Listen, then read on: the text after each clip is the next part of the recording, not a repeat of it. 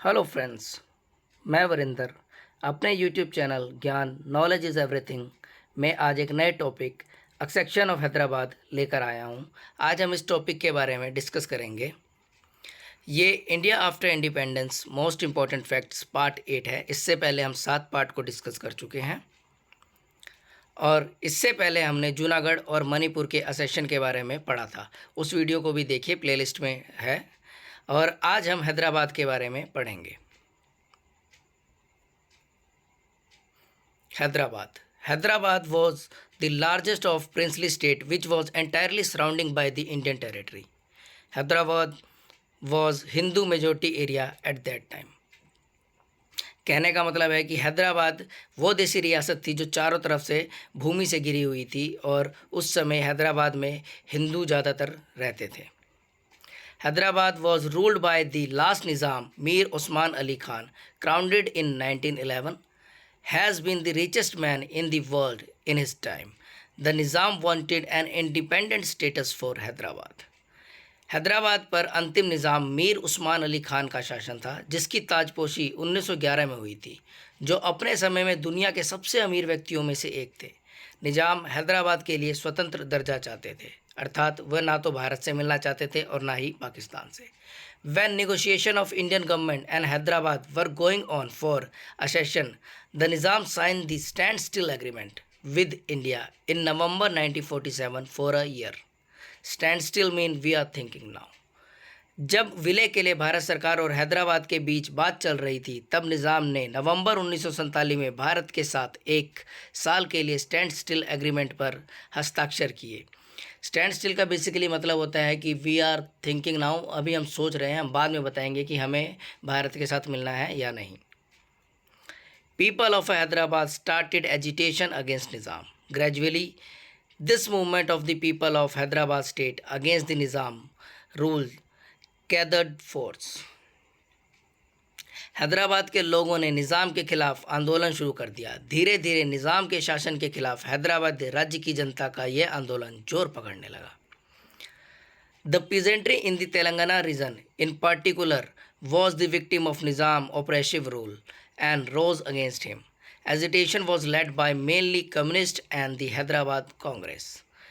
जो विशेषकर तेलंगाना क्षेत्र के किसान थे, वो निज़ाम के दमनकारी शासन के ज़्यादा विरोध थे, क्योंकि वही उसका शिकार ज़्यादा हुए थे, और इस आंदोलन को कम्युनिस्ट और हैदराबाद कांग्रेस ने आगे बढ़ाया था। The Nizam responded by unleashing Razakar, a paramilitary force, on the people. The atrocities nature of the Razakar knew no bounds. They murdered, maimed, raped and looted, targeting particularly the non Muslim.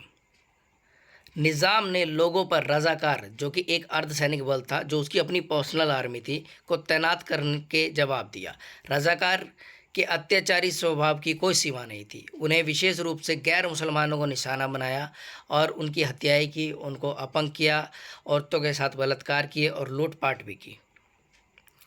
Operation पोलो। अब हम पढ़ेंगे कि हैदराबाद को भारत में मिलाने के लिए जिस पॉलिसी का उपयोग किया गया, जिस ऑपरेशन का यूज़ किया गया, उसका ऑपरेशन पोलो कहते हैं। The Indian government order the army to tackle the situation and in September 1948 Indian army moved into control the Nizam force. After a few days of intermittent fighting, the Nizam surrendered. This led to the Hyderabad accession of India. Bharat सरकार ने स्थिति से निपटने के लिए सेना को आदेश दिया और सितंबर 1948 में भारतीय सेना ने निज़ाम की सेना पर नियंत्रण कर लिया। कुछ दिनों की रुक रुक कर हुई लड़ाई के बाद निज़ाम ने आत्मसमर्पण कर दिया और हैदराबाद को भारत में विलय करा लिया गया। Conclusion. Operation Polo was such a military operation by which the Indian government protected the people from the growing tyranny of the Nizam and accomplished the important task of integrating Hyderabad into India. Operation Polo चलाकर एक सैन्य अभियान था जिसके द्वारा भारत सरकार ने निज़ाम के बढ़ते हुए अत्याचारों से लोगों की रक्षा की और उसको भारत में एकीकृत करने का काम किया। The merger of Hyderabad in India was very significant for the territorial integrity of India and for defining India as a nation. Sardar Vallabhbhai Patel made an incomparable contribution in doing this work. यहाँ फिर से वही बताया जा रहा है कि जो सरदार वल्लभ भाई पटेल थे वो एक अहम रोल अदा कर रहे थे भारत में सभी देशी रियासतों को मिलाने के लिए।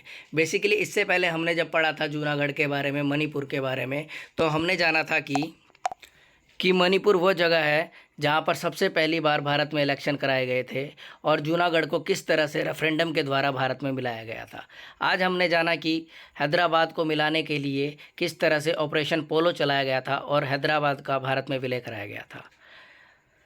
दोस्तों आज के वीडियो में बस इतना ही, और अगले वीडियो में हम जम्मू कश्मीर के बारे में जानेंगे कि जम्मू कश्मीर का भारत में विलय कैसे कराया गया था। Thanks for watching, thank you so much, please do like, share and subscribe my YouTube channel. Thank you so much friends.